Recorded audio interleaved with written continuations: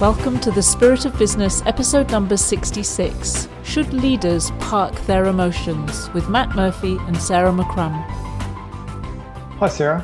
Hi Matt. The topic I want to talk about today is the word parking. And we're not talking about the thing that you might have done when you were younger with a boy or a girl. We're talking about suppression of emotions. It's something that I find that we do a lot as leaders in an organization, because as a leader, you're taught not to show your emotion. You're taught to actually be strong in the way that you operate and not be emotional about things. So that typically means that you will park whatever emotion you have at the time about a particular situation. And I question that because one is it the right thing to do? Secondly, what impact does it actually have on you as an individual if you're constantly parking emotions? What does that actually mean for you as an individual, and is that healthy and not healthy? So the topic that I thought it'd be good to chat about today and get your insight in. Yeah, that's a really interesting one.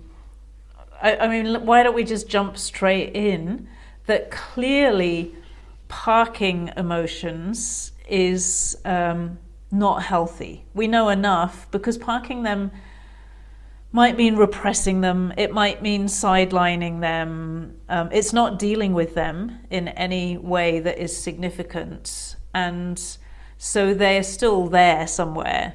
To me, that's clearly unhealthy. And I would want to add to that expressing your emotions, for example, getting angry when you feel angry, and crying when you feel sad about something, might also not be a great solution for leaders. I think there's a really good reason why leaders are taught not to be so emotional. So to me, the question is, then what? Yeah, because I'm faced with this a fair bit, and sometimes people say to me, and I might berate myself after the fact if I've shown a bit of emotion in a particular situation. I'll walk away from that and feel quite bad and think, well, I didn't keep my emotions in check. Now, the reality is I wouldn't have been ridiculously unreasonable with that emotion, but it's just probably the standard in which that I, hold myself to, that I try not to show any emotion at all when it comes to being reasonable and rational and supportive of other people. But every now and again, emotion might get the better of me, and I might sort of react a little bit differently to that. And interestingly enough, people have said to me, actually, Matt, that's not a bad thing sometimes, because it makes people sit up and take note. If I am actually emotional about things, it might actually have a greater impact, or it might get the message across in a different way that otherwise wouldn't be received. Yes, sometimes maybe it's speaking the language that other people are speaking. You swore at somebody, you got kind of, at least on the surface of things, angry recently with somebody I know who you told me about it, and it was kind of like it's like a sort of pulling somebody up, or just like, there's a way in which maybe that's an act of generosity, really, to do that. Well, it's a shock treatment too, though, because you're probably shocking them because you don't normally act like that. And if I've sort of reacted in a harsh, abrasive manner that would be out of the ordinary, it probably makes people sort of shock them into saying, well, hang on a minute, what's happening here? That's unusual for somebody to do that I'm not used to seeing act in that particular manner or capacity, and therefore can get people to sit up and take note rather than this boring drone sort of type principle of the way you respond to things. For me, what's really, really important is what's behind the emotion. So if you're expressing emotion because you're frustrated, or you're feeling powerless in the situation, or it's your stuff that you haven't dealt with, and then you kind of splatter that around the people who you're with, I think, to me, that's very irresponsible leadership. If you may need to be sharp, or you may need to be compassionate, or all different kinds of things, but come from a place which is wise or conscious. We could use different words there. That's a very different experience from somebody who is basically venting their own frustration or their own lack of power. It might look almost the same on the outside, but the energy is really different. It's really interesting you say that because we've had many conversations in the past where I might be frustrated with a particular situation or just not dealing with it, or feeling average about it after the fact. And we've had conversations about it. And when we've broken it down, really it's a reflection. They're reflecting back on me what probably I feel internally. So, which is a great exercise, which is exactly what you're talking about there in terms of really it's your own stuff that you're dealing with, not necessarily the other person's stuff that you're dealing with. And I think that's a really important distinction because it makes you sit up and think about why you feel the way you do and whether that is appropriate to act that particular way. So I would say that emotions are always that. They're always your own stuff. They're never actually somebody else's stuff. And that it's important to be aware of that because then you start to look at them differently. I was in an interesting conversation recently and somebody was frustrated about something, didn't quite know what it was. It was in a business context. And so what happens is they start complaining at me about another person. And, it goes along the lines of essentially, this person is an asshole, this person is doing this person is doing that, they should have done that, they should have done that. And it becomes more and more of a kind of complaint, come vent, come rant, come basically, I'm down on this person. I'm a good person and this person is a bad person. And at the end, I was sitting there, we sorted it all out. We realized there was a genuine underlying frustration. There was a real reason for feeling that emotion. And I just said at the end, there's one thing that would be really helpful. When you do all that kind of venting and ranting and complaining and stuff, it's kind of like shitting all over me. Because I'm just the person who catches it all and has to sort of try to put the pieces together and figure out what's going on while you're kind of dribbling all over the place or whatever it is, however you want to put it, whatever comes out of your mind, an emotional spew, if you like. And I said, if you just said, I'm a little bit concerned about this person, or I'm worried about this issue, or I'm feeling insecure about what's going on in this relationship, there's such a change in the energy because you take responsibility for it. You can still, it may really be that the other person is not behaving in the way that you need them to behave in the situation. So it doesn't make a comment on what they're doing. We still need to deal with that, but it enables you to take responsibility rather than being a victim. And the thing about emotions, if you think about any of them, sadness or anger or depression or frustration, they are all expressed where you feel like you're a victim of your circumstances, which means that your circumstances or other people are controlling how you feel. And that's, you actually are in charge of how you feel. So it puts you in a really untruthful position. It's really interesting you talk about that because I find in the position that I hold in an organisation and being in the service-based industry, I seem to be the person that everybody does exactly that to. Yeah. Yeah. They're all venting or they're all frustrated about something, and I've effectively I'm on the receiving end of it, and they're doing it for a reason, either to vent so it makes them feel better or because I know that I'll fix the problem, because typically I'm capable of doing those particular things. And so at the end of it, it does sort of get in. It does. That's the problem. You're the one who has to clean it all up then. And they're the ones, they should be cleaning up their own shit. Excuse me for being so direct, but honestly, that's what's going on. And if we can educate people, because it's such a small shift from this person's an asshole to I'm really concerned about this situation. And yet the shift in the energy and the responsibility that you take, and therefore the power that you feel if you say, I'm concerned about this, or I don't know how to solve this problem. Matt, can you help us solve this problem? Rather than, Matt, can you kind of pick your way through this garbage that I'm going to throw at you and see if you can figure out what's going on, because I sure can't. What it feels like is, to me, that shift that you're talking about, just those words, those change of words, make my life so much easier.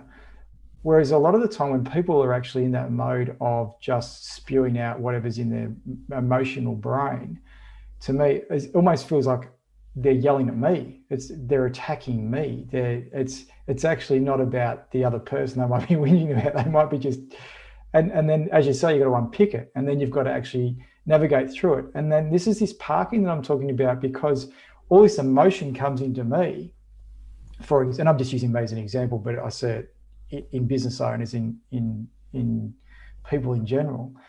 And then you have to then work out how to help the person solve their problem, deal with whatever you have to deal with. But then we park our own emotion and feeling like this because we've been yelled at, and that's not feeling great. And so you're feeling not that great.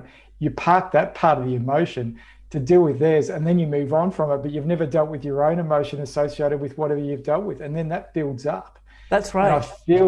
And I feel that's where, at the end of the day, I can feel some days feel. Yeah, because you are literally at an energetic level, because you're in a helping position. So you're very open, you're listening, you're receptive to this poor person suffering in their business. Because you're open and receptive, all that garbage that they pour on you, some of that literally it just enters your system. And you do have to clean it out, and that usually takes time. It means you need to relax, or you need to go out in the fresh air and have a walk. But sometimes people, what they're depositing on you, it could take several hours. It could even take days to clear it out. And if that's happening to you 2 or 3 times a day, that takes a huge toll, which is one of the reasons why people sometimes who do these very helping kinds of things get sick earlier than they should, is because they've picked up so much of other people's old energy, garbage, call it whatever you want. And so to me, it's really important. That's why in this case, I actually said, look, if you could speak to me this way, the minute they make that shift, they're taking responsibility. They're allowing themselves to be vulnerable enough to ask for help, which is a really good thing to do. Like if you don't know how to solve a problem and you've got someone here who you want to vent at, you probably think they can help you. So just ask them to help you. It's actually have the humility to take responsibility for your own powerlessness in the situation and work with the people who can help you to get a solution. And that's such a positive, calm approach compared to the emotional approach. And so what's happening is they're not parking their emotions, and then you're having to park your emotions because you've got to move on to the next person. And that's exactly what happens. And I think it's taken me a lot of years to recognize the impact that has. And you talk about 2 or 3 times a day. It can be times where I'm probably dealing with it 10 times a day, for 10 and 12 hours a day of just dealing with people's issues to make them feel better. And at the end of the day, most people feel really great by the end of the day. And I'm the one. Because you've taken all their negativity away from them. You make them feel much better, but it all lands on you. Exactly. And then I sort of don't always recognize that. And then we'll go into the next day and haven't probably cleared the day before. And then it just builds up from there. And once again, I'm only using me as an example of this because I see this a lot. And especially when you're in positions of power and leadership, you kind of have to be deemed to be stoic and say, well, okay, that's my lot. That's my lot in life, being a leader of an organization. I'm capable of wearing that, and it's not going to wear me down. And so it's almost like, an unrealistic bulletproofness associated with our leaders, or what's expected. And if I turned around and started whinging or bleating or doing the same thing in reverse, imagine that the people would be completely surprised and say, well, that means he isn't doing his job very well if he's feeling that particular way. So it's almost moving into this space of where we think that our leaders should be a certain way, and they don't get the opportunity to probably vent. Not that we're sort of saying that, and that's okay. But what you're saying is that you've got to try to release it somehow. Well, actually, what I'm really saying is far better is not to get yourself in that position. So yes, if that happens to you, then you need to, it does need to be cleaned out. And there are ways of doing that. The ways are things that I've already mentioned. It's exercise, will help you to clean it out, especially if you're in the fresh air and in nature. That'll clean it out much more quickly than going to a gym and really pumping. So exercise, fresh air, sunshine, on your skin, clean water, drinking fresh water, relaxation, real relaxation that makes you feel energized and open, and that cleans your system. Anything that detoxes, yoga, those kinds of things, meditation, all of those will help you to clean it out. But it's quite possible, if you've had a heavy day, that half an hour of meditation at the end of the day is not nearly enough. So to me, what's actually important, and I think this is where the real truth comes in for leaders, is that we rise above that. And one thing is that we don't create a culture where we're constantly cleaning up after other people, but where we give the responsibility back to people for their own emotions and their own stuff. So we don't even put it on ourselves to be the solution to all the problems. I think that that's very important, that people are empowered to take responsibility for their emotions. Because it's not good for them in the end either. They become whingy kind of victims. 2 or 3 people today have talked about the victim culture that we have in the world today, of people expecting things to be done for them. That's being created by leaders who at one level maybe like the power of, I'm the person who always has the solutions, but actually don't understand what's going on. And so I think a more evolved level is where that energy is reflected back to people. It's like given back to people energetically. So they have to take responsibility. And it may be a little uncomfortable for them at first, but after a very, very short time, they will feel so much better because they won't have so much to complain about. Because you're taking away their opportunity to help themselves by helping them. So like kids. So you make yourself the hero all the time, and then basically the poor person who needs to have a hero to come along and rescue them. It's not what you intend, of course. And it's done for the best intentions in leaders, and you can get unbelievably skillful, as you are, at doing that. But is that really where you want to spend your life? That's right. And so I understand. And there's a real dilemma that goes on because, when is it the time people come to you that really need your support and guidance, because they may not just have the capability of working out whatever they've got to work out. And a time when you actually sort of deflect back or sort of, say, well, you need to sort of take some responsibility when we're working this sort of stuff out yourself. So that's kind of the thing that you navigate through a lot of the time. And you do this, it's not just with your organization, it's with your children, it's with the people around you, it's, all day, every day, we do it as parents with our children too. Yeah, and they need to learn the same things.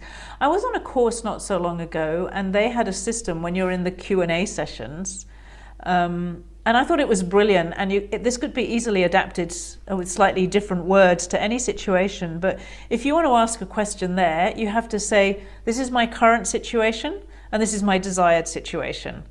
And that completely avoids anybody from venting. And a lot of this was about things like Facebook. It was people doing advertising, and Facebook had refused their ads 10 times over or stuff like that. So there could have been a lot of room for venting at Facebook or YouTube or whatever it was, and why don't they let me get my ads through? But nobody could do that. They could just say, I've put this ad on in 10 different versions so far, and Facebook has rejected every single one of them. I want to get my ad out. And then they had to ask for help because they were clearly admitting that they didn't have the solution. And that at least puts it on a rational level. So that's the first thing to me, is we must get onto a rational level. And I think that as leaders, we have to teach people. We have to actually show people that. We have to ask them, like, if you've got a problem, please tell it to me in this way. So that you're actually teaching them a form in which they can transmute their emotions into power.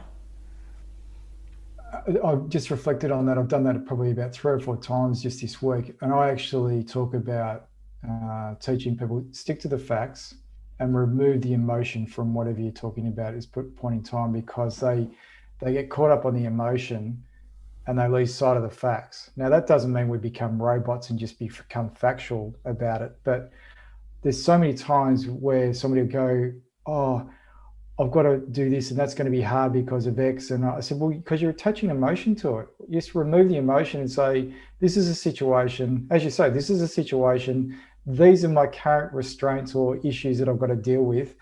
And so it's either going to work or not going to work inside these parameters. It's not because I don't want it to work. It's just might be the raw economics of whatever you're dealing with.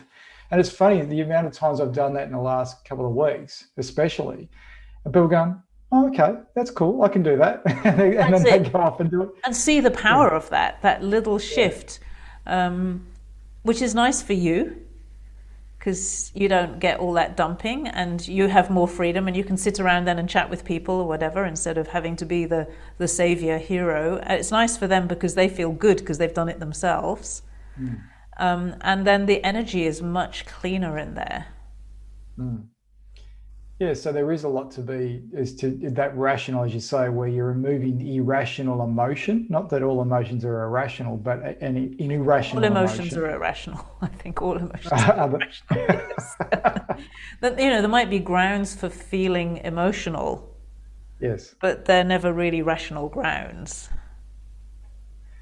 So it's been really good in terms of understanding how that works for me and how I teach business owners about this too, because a couple of the examples were people that are in highly emotional environments because they're going through significant change in their organizations or they're doing something quite grand or which adds a lot of pressure. And you can feel the emotions that are going on around that particular thing. And they get caught up in certain things. And even I was talking to one the other day where I was saying that I was talking about this concept of just saying yes to somebody, but not necessarily always delivering on actually saying yes. It's actually going, yeah, okay, I'll do that. Yeah.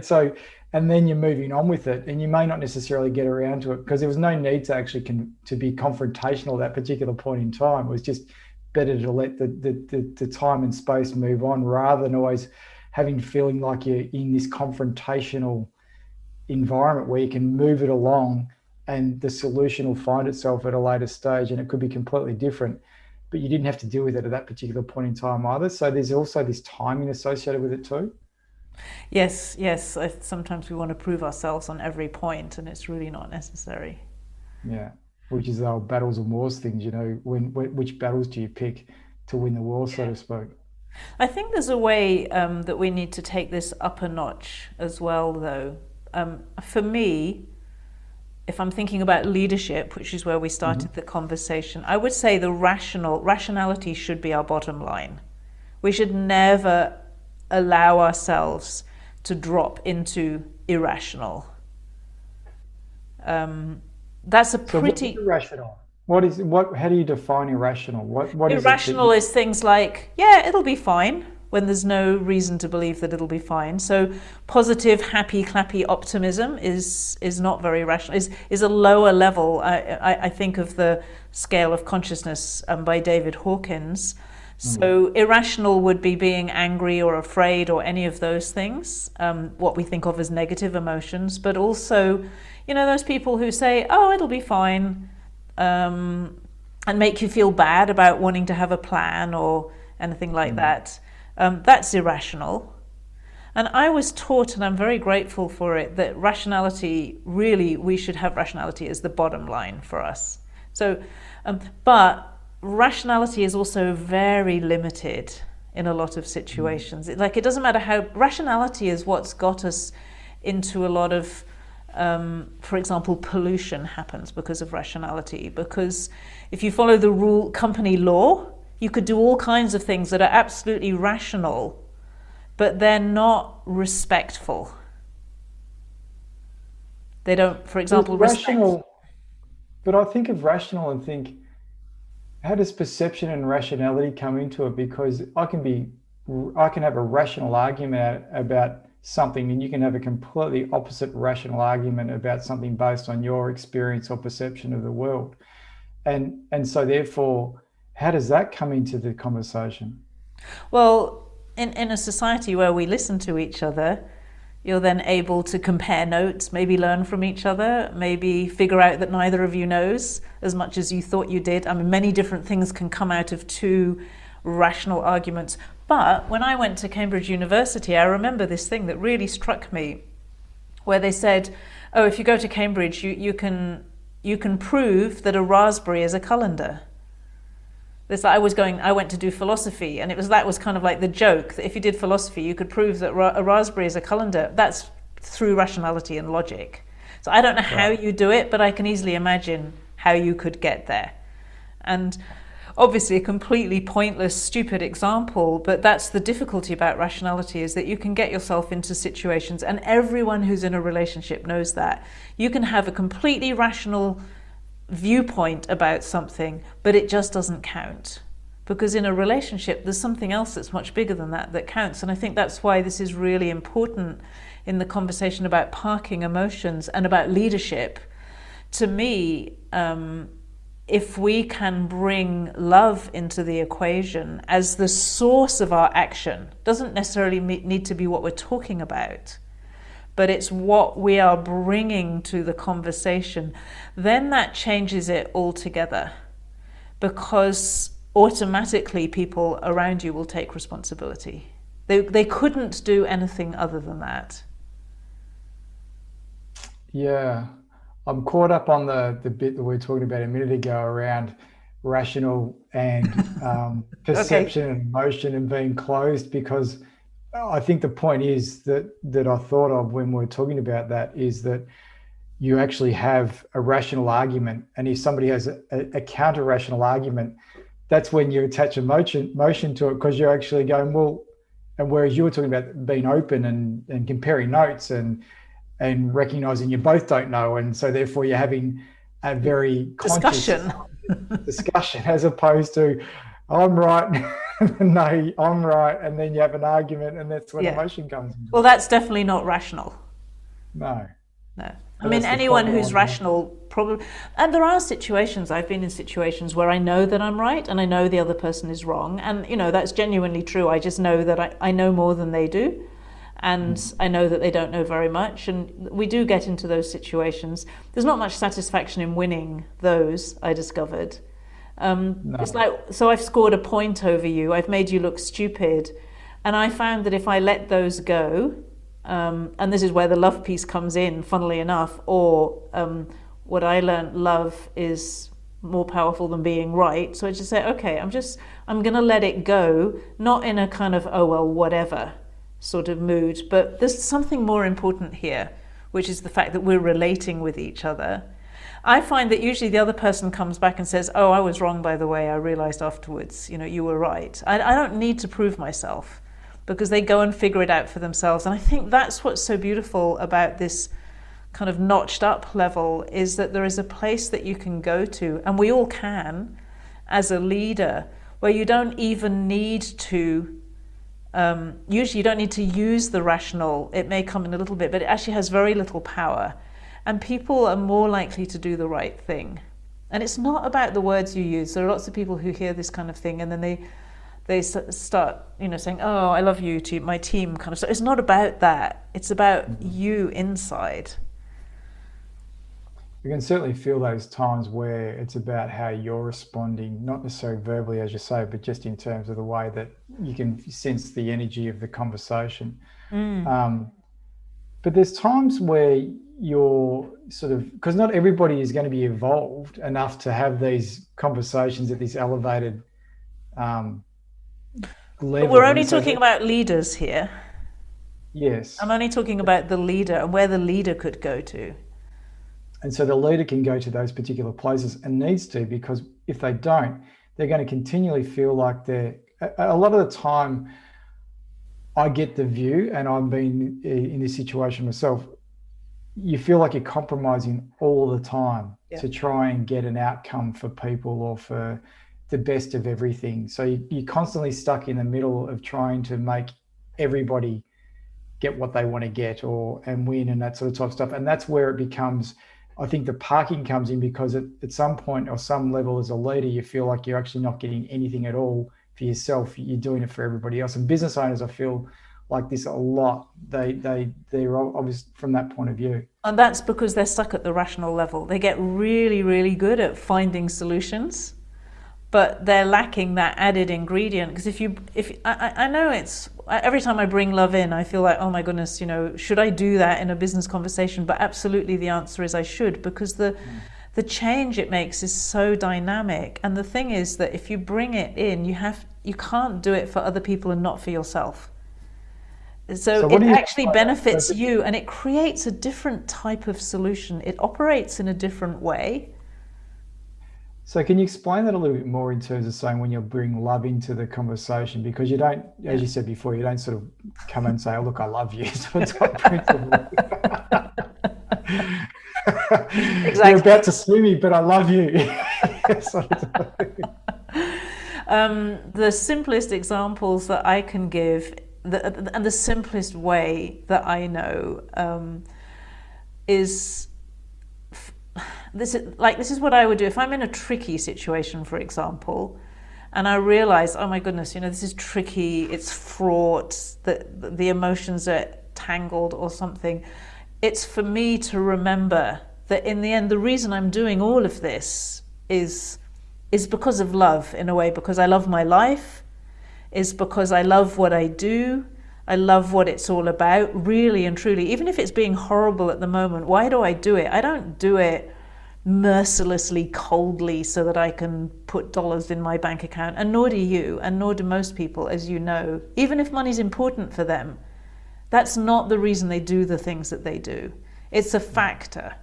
And so we do it fundamentally because love is actually important in our life. We all would love, you can't avoid the word, we would love to do what we love. We would love to love our work. We would love to love all the people who work with us. We would love to love all our clients, or whatever it is, because life feels better like that. We don't need to question it. We really just need to admit that it feels better. The thing is, it's difficult to explain in a way, but it operates on a different principle from rationality.